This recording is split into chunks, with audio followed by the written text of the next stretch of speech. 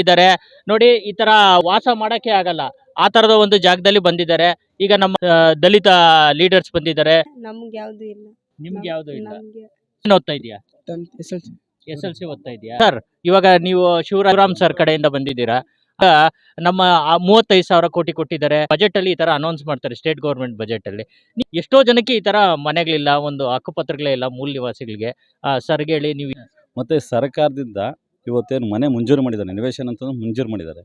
ಸರ್ಕಾರದಿಂದನೇ 2 ಎಕರೆ ಜಮೀನು ಒತ್ತಾಯ ಮಾಡಿ ಅದು DC ಮಟ್ಟಿಗೆ ಮತ್ತು ನಮ್ಮ ಒಂದು ಸರ್ಕಾರದ ಮುಖ್ಯಮಂತ್ರಿಗಳ ಒಂದು ಗಮನಕ್ಕೆ ತೊಗೊಂಬಂದು ಅವರಿಗೆ ಎಷ್ಟು ಸಾಧ್ಯವಾದರೆ, ಮತ್ತು ಇನ್ನೂ ಇದನ್ನೇ ಅಂತಲ್ಲ, ವಿದ್ಯಾಭ್ಯಾಸಕ್ಕೂ ಸಾಹೇಬ್ ಹೇಳಿದ್ದಾರೆ, ವಿದ್ಯಾಭ್ಯಾಸಕ್ಕೂ ನಾವು ಅನುಕೂಲ ಮಾಡ್ತೀವಿ ಅಂದ್ಬಿಟ್ಟು. ಇದೇ ತರ ಎಷ್ಟೋ ಊರುಗಳಲ್ಲಿ ಈ ತರ ದೌರ್ಜನ್ಯ ನಡೀತಾ ಇರ್ತೈತೆ ಸರ್.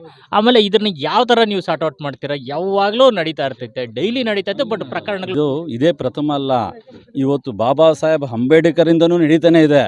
ಈ ಶಕ್ತಿಯುತವಾಗಿ ಪ್ರಿಂಟ್ ಮೀಡಿಯಾ ಆಗ್ಬೋದು, ಮೀಡಿಯಾ ಎನಿ ಒನ್ ಇವತ್ತು ಇಷ್ಟೆಲ್ಲ ಬಂದಿದ್ದಾರಲ್ವಾ, ಇಷ್ಟು ಜನ ಬಂದಿದ್ದಾರಲ್ಲ, ಇದೇ ನಮ್ಮ ಶಕ್ತಿ.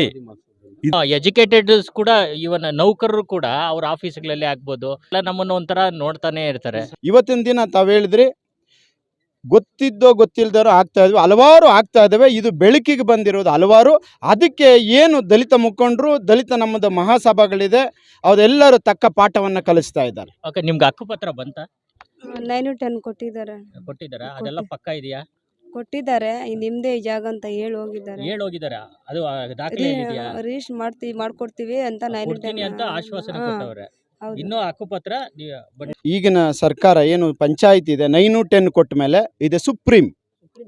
ಇವತ್ತು ಸುಪ್ರೀಂ ಅದು 9-10 ಕೊಟ್ಟ ಮೇಲೆ ಅವ್ರದ್ದೇ ಖಾತಾ ಬಂದ ಮೇಲೆ ಅದನ್ನು ತಹಶೀಲ್ದಾರ್ಗೆ ಫಾರ್ವರ್ಡ್ ಮಾಡಿ ಅದು ಖಾತಾ ಬರುತ್ತೆ. ಎಷ್ಟೋ ಇನ್ನು ಪ್ರಕರಣ.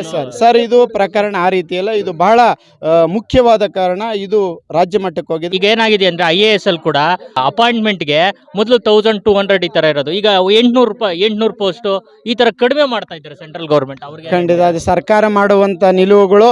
ಆ ನಿಲುವುಗಳಿಗೆ ನಿಮ್ಮಂತವರು ನಮ್ಮ ದಲಿತ ಮುಖಂಡರುಗಳು ಮುಂದಿದ್ದಾರೆ.